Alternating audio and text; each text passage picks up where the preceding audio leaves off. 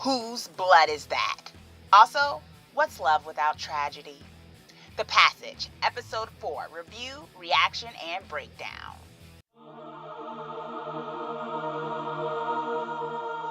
Hey y'all, it's your Twisted Girl Next Door here, and whoa. I'm reviewing and breaking down Episode 4 of The Passage, and oh my gosh, so much stuff happened. Okay, so if you're new here, this is the way it's going to do. I do the happenings, as in what happened in the episode and my thoughts on each of the events. Ship talk, because I like talking about relationships. My favorite line of the episode, yes, because there are some awesome one-liners when it comes to certain shows, and this show is no exception. My predictions, because we got to figure out what's going to happen next, even if I'm going to be wrong. And lastly, because this show is based off a book series, I do a book comparison to the show. Overall, so much happened with this episode. I mean, it was something is always going on in this episode, and because there are so many very layered characters, it's always been interesting to figure out some of the revelations when it comes to each of these characters. Last week we got Babcock, this week we had it with Carter. It's almost kind of hard to believe this is only episode 4. I mean, this show, every episode, so much stuff happens that the fact that this is episode 4, I can't even wrap my mind around it because I'm just like, so much has gone on. It almost feels like we're approaching a season finale. And although there's always a lot of stuff going on in these episodes, I never feel like stuff is too jumbled or that we're getting shortchanged when it comes to any of the characters. This show does a really good job of balancing this ensemble cast with giving us a little bit of each of every one, but also you walk away feeling very satisfied. Anthony Carter, our tragic, now viral, don't call them vampire kind of dude. He went through a lot this episode. We got to get his backstory, and then he made his choice, and it was the choice of survival, I guess. Overall, one of the things about this character is that we already kind of got a feeling he was going to be a tragic character, right? Like, we already got the vibe that he did not do this. He didn't do whatever they thought he was. Free my man Carter. Free my man Anthony. He didn't do it. And so what was revealed throughout this episode was his backstory. We got Babcock's backstory last episode, and this backstory with him, which once again made us have sympathy for another viral / vampire character. And I thought it was a good vibe from it. It was a sad story. It was a love story that was doomed to fail, and basically he was framed up. I really enjoyed his, the kind of push and pull of him wanting to reject it. He seemed like he was actually going to beat the virus. So what we got from this was also that Fanning, because of his, connection to all the other virals and things of that nature, that he's able to use that kind of energy, as Dr. Lear was kind of, thinking, to speed up Carter's transformation, which was nuts, right? So it's almost makes you believe it's like, maybe Carter would have been able to hold on a little bit longer had Fanning not revved up his transformation process. And you kind of wonder, how long would he have been able to rev up? It almost makes you wonder that if these virals weren't all in the same facility, that maybe they'd be able to not transform as quickly, because maybe they wouldn't be feeding off of each other's energy, or at least if, Fanning wasn't doing that. I really enjoyed, once again, they've been building this connection between Amy and Carter, and I like that as well. I mean, Amy and Brad are still my favorite, duo in the show, of course, but I really enjoyed the fact that Amy took a quick likening to Carter's situation and wanting him to be okay and feeling that sympathy and that empathy with him. So that was really interesting, and it was kind of sad, when they were passing around letters to each other, he coughs and the blood is on there, he can't pass it back because now it's kind of been tainted, because he's now tainted because of what Fanning is doing. And I was mad at Fanning throughout this whole episode, right? Because this guy is a manipulator. But then he kind of spoke some truth when it came to Carter's situation, when he was like, you basically got framed up because you're poor and black. And doesn't that make you mad? And I like the fact that what they did with Fanning is that they made it so he wasn't necessarily talking any distruths. That's not a word. I apologize. Untruth. He wasn't talking any untruth to the guy. I mean, he was kind of manipulating the situation in the sense of, you can make a choice with me. Although I do wonder if Dr. Lear would have been able to keep off of Carter's transformation, because he did have a serum he was trying to give him, but then everything went crazy with Randy and stuff, which I'll get to in a second.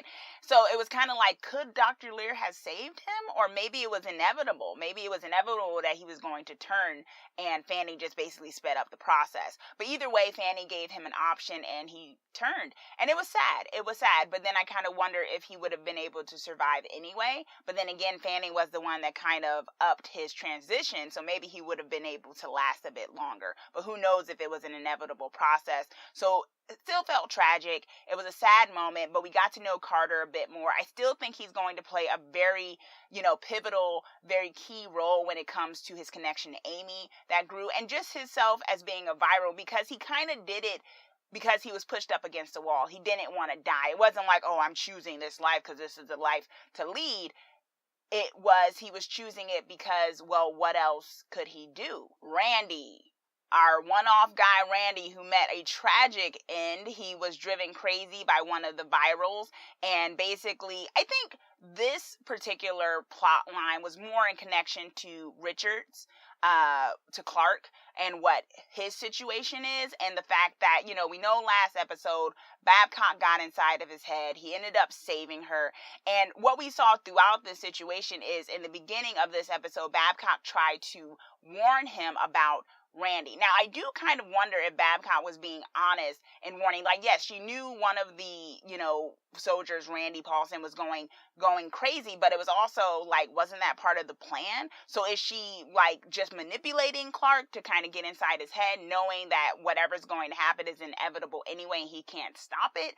I don't know. But, we saw with this, it was a situation with Randy where he's like, we got some revelation when it came to him talking to Brad on top of the rooftop, where he was like, Fanning needs all of the virals because of whatever situation. And then Clark shoots him. So I'm just like, Clark, who are you? What are you? Why are you? But we did find out that a little bit through Randy's situation, the situation of what's going on with Fanny and why he's trying to basically, not why, but that he's trying to build something and he needs all of the virals to basically stay alive. My girl, Amy. So what we got that was, to me, that stood out in this episode was that Shauna visited Amy. And we knew from last episode that Fanning wants Amy for some reason. Like I said, I don't know if he really wants to turn Amy or if he senses some type of danger, in the sense that Amy's not like the rest of them. Like Amy said, and she knew too, Shauna visited Amy and Amy said, let me see your real face. And my girl wasn't even scared. And then she looks at her and she's like, I'm nothing like you. As though she knew. I don't think it was just like, I'm being tough, I'm not like you guys. It was more like, no, I'm different from the rest of you. And I think that's going to play a key role. I think, Shauna was pushing this idea of the virals, we're all family, we're all together in this. And Amy's like, no, I've got Brad. And once again, it just goes to the Amy and Brad relationship and how strong that is. They built a tree house together.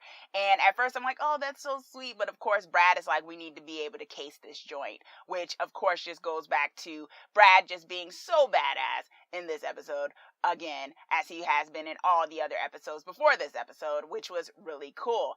I did find it interesting that while Fanning had told Brad last episode, stay out of my way when it comes to Amy, he wasn't the one that visited Amy yet. He sent Shauna. Now, probably that was because, let me send a woman so I can, so she can seem a little bit more personable with Amy. But Amy saw through that. I do think eventually Fanning is going to show up to Amy, and that's going to be an interesting kind of face-off between them. Lila, Lacey, and the tragic reporter. So last episode, I had pretty much said, I don't know if I trust the reporter, because she seemed like, okay, I'm going to dig into this. And then in this episode, when she was showing like the art, when she was showing what she had put together in the video, I was like, oh, this isn't going to make it on air. Like, there's no way this is going to make it on air. At first, I thought when she was showing it to them, she was showing, what I already put together. And it was like, when she said, it'll come on 5 p.m. tonight, the first thing I thought was, she's not going to make it to 5 p.m. tonight. But I did like seeing them in action. I love seeing Lacey. I think she's, like I said, one of my favorite characters so far. So it's nice that they're going on. I'm just kind of wondering, where is it going to go? Then finally, I just kind of wanted to give a little bit of a focus to Dr. Lear and Fanning. Dr. Lear, this episode, he was figuring things out. He knew his friend, and it's probably like the best person to figure out patient zero / Fanning is someone who was one of his closest friends at one time, his best friend. And so I think what we saw with Dr. Lear was, one, he got blood in his mouth. I don't know whose blood, as the title of this episode goes, was whose blood is that? Oh my gosh. But I thought it was really good because it's going to have to, be this face off with Dr. Lear and Fanning in some kind of way, because, it was Dr. Lear and Fanning that started all of this when they went to that cave and everything that came from that. And I'm kind of glad that Dr. Lear is playing a key role in trying to figure things out. Okay, so ship talk. The same ship talk that's been going on, because this is what's happening, and it seems to be Clark in the middle of it. So Clark and Shauna, I think it's non-existent in terms of romance, for sure. I don't think that's a thing. I think it's more so once again, like I said last episode, it's two people who have found some type of weird, morbid bond with each other. I don't think Shauna has any kind of real feelings for Clark at all. I do think Clark doesn't really have any real romantic feelings for her either, because we saw in this episode, he was just like, yeah, go away. But he also didn't kill her. And he also, lied about why he didn't do it. So I don't know what's going on with that. I don't think it's a romance, though. I just think it's some weird thing. They've made it so they are connected, which I don't know why so much. And then on the other end of that, we have Clark and Nicole.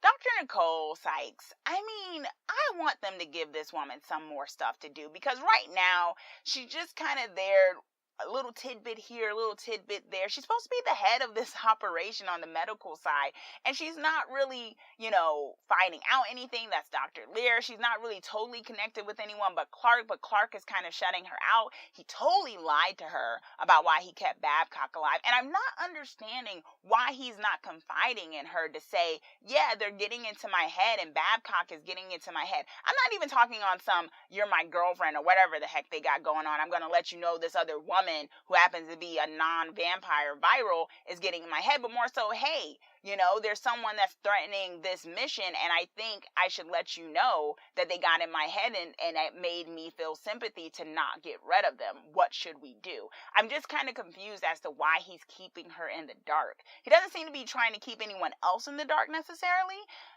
Everyone else seemed to know that Babcock got into his head. Randy knew that Babcock got inside his head, but Nicole didn't.